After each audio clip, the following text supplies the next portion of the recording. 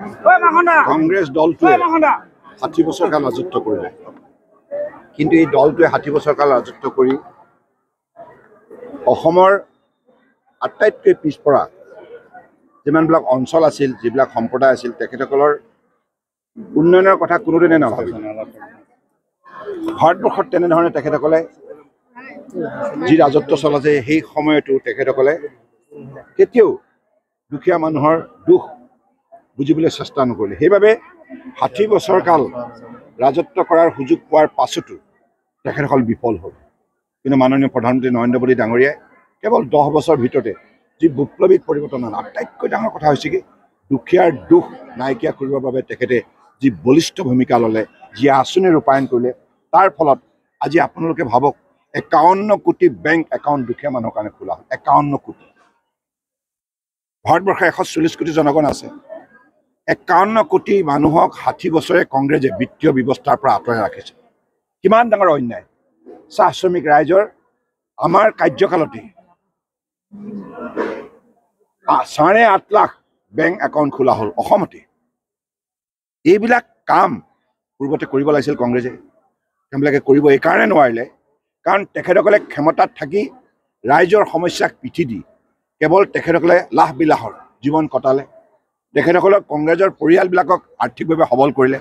ৰাজহ ভঁৰালৰ ধন তেখেতসকলক অপব্যৱহাৰ কৰিলে দুৰ্নীতি ভ্ৰষ্টাচাৰ পৰিয়ালকেন্দ্ৰিক ৰাজনীতিক সাম্প্ৰদায়িক ৰাজনীতিক বৈষম্যমূলক ৰাজনীতিক আৰু তেখেতসকলৰ ভাগ ভাগ কৰা ৰাজনীতিৰ বাবে আজি দেশখন ইমান সম্পদশালী এখন দেশ পিছ পৰি থাকিব লগা হ'ল আজি ভাৰতবৰ্ষ কিয় শক্তিশালী হ'ল 10 বছৰতে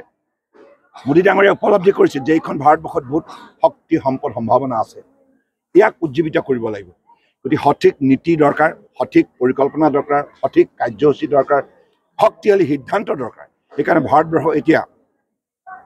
কম সময়ৰ ভিতৰত ৰাষ্ট্ৰীয় যিটো নিৰাপত্তা নিশ্চিত কৰিলে আজি আমাৰ যিবিলাক আমাৰ শত্ৰু দেশ এই ৰাষ্ট্ৰবিলাকে আজি ভাৰতবৰ্ষক সঘনাই আক্ৰমণ কৰাৰ এতিয়া শক্তি নাইকিয়া কৰি পেলালে আজি ভাৰতবৰ্ষৰ একতা অখণ্ডতা সাৰ্বভৌমত্ব সম্পূৰ্ণৰূপে সুৰক্ষিত ইয়াৰ উপৰি আভ্যন্তৰীণ নিৰাপত্তা অনুভৱ কৰিলে আজি অসমলৈ কেনেকৈ শান্তি আনিলে আগতে অসম বুলি ক'লে হত্যা হিংসা লুণ্ঠন বোমা বিস্ফোৰণ ইত্যাদিতে অনিশ্চয়তাৰ মাজত থাকিব লগা হৈছে সেইখন অসমত শান্তি ঘূৰাই আনিলে আজি প্ৰগতি সম্ভৱ হৈছে ৰাস্তা পদূলি দলং অনুষ্ঠান প্ৰতিষ্ঠান আজি সকলো জনগণে আজি এইখন চৰকাৰৰ পৰা সুফল পাইছে সামাজিক নিৰাপত্তা সামাজিক সুৰক্ষা অৰ্থনৈতিক উন্নয়ন সন্মান সহকাৰে জীয়াই থকাৰ আন্তঃগাঁথনি ব্যৱস্থা আজি লাভ কৰিবলৈ সক্ষম হৈছে গতিকে সেইকাৰণে এইবাৰ নিৰ্বাচনত আপোনালোকে দেখিব 400কৈ অধিক আসন NDA লাভ কৰিব 370খনতকৈ অধিক আসন BJP লাভ কৰিব কাৰণ ভাৰতবৰ্ষৰ জনতাই আগন্তুক দিনত ভাৰতবৰ্ষক অধিক শক্তিশালী ৰাষ্ট্ৰ হিচাপে গঢ়ি তোলাৰ ক্ষেত্ৰত মোদী ডাঙৰীয়াৰ নেতৃত্ব আন্তৰিকতা বিচাৰিছে সেইকাৰণে তৃতীয়টো কাৰ্যকালৰ বাবে মোদী ডাঙৰীয়াক তেখেতসকলে প্ৰধানমন্ত্ৰী হিচাপে আন্তৰিকতা বিচাৰিছে আৰু সেই কাম জনসাধাৰণে সম্পূৰ্ণ কৰি তুলিব তেখেতসকলেতো দিশহাৰা ইতিমধ্যে তেখেতসকলৰ কোনো আভ্যন্তৰীণ মিলাপ্ৰীতি নাই এটাৰ পাছত এটা তেখেতসকলক পাহাৰ খহি পৰিছে সম্পূৰ্ণৰূপে দিশহাৰা আৰু তেখেতসকলক 20 লাখ কোটি টকা এই বিৰোধী ঐক্যৰ বিৰুদ্ধে ৰাজহুৱা অভিযোগ আছে 20 লাখ কোটি টকা ঘোটালা গতিকে এনেধৰণৰ যিটো দলত নীতি নাই নেতা নাই চৰিত্ৰ নাই সেই দলে কেতিয়াও জনসাধাৰণৰ হৃদয় জয় কৰিব নোৱাৰে জনসাধাৰণে তেখেতসকলক চাই আছে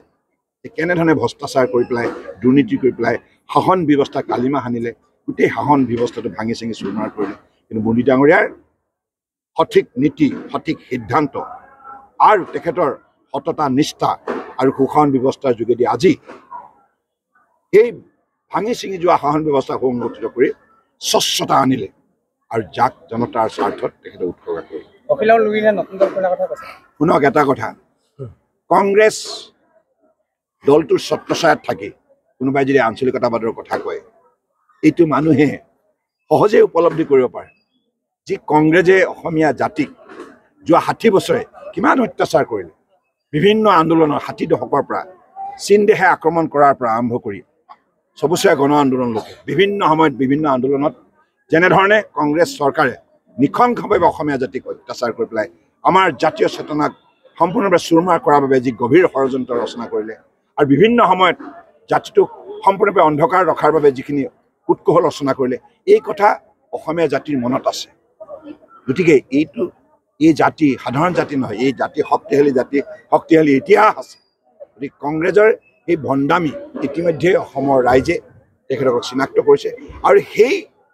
ভ্ৰষ্টাচাৰী কংগ্ৰেছৰ লগত থাকি কোনোবাই অসমীয়া